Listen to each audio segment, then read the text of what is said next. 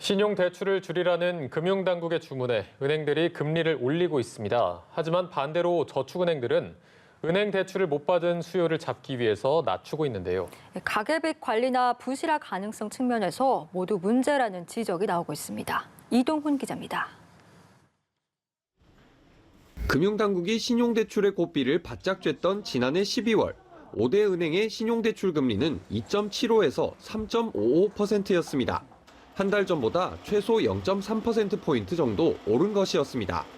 가계부채 증가 속도 조절을 위해 우대금리를 없애거나 최저금리를 올린 건데 이 기조는 계속 이어지고 있습니다. 하지만 저축은행의 상황은 반대입니다. 지난해 12월 신용대출을 취급하는 35개 저축은행 중 19곳이 대출금리를 한 달 전보다 오히려 내린 겁니다.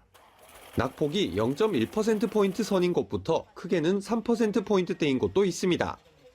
저축은행들의 이 같은 움직임은 은행 문턱을 넘지 못한 대출 수요를 잡기 위한 것으로 풀이됩니다. 또 다른 풍선 효과인 셈입니다.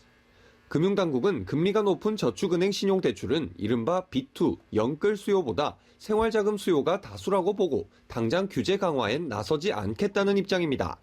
하지만 재연장 예정인 소상공인 대상 만기 상환, 이자 유예 조치 탓에 수면 위로 드러나지 않은 연체가 상당한 상황에서 대출 확대 경쟁은 부실화 우려를 키우고 있습니다.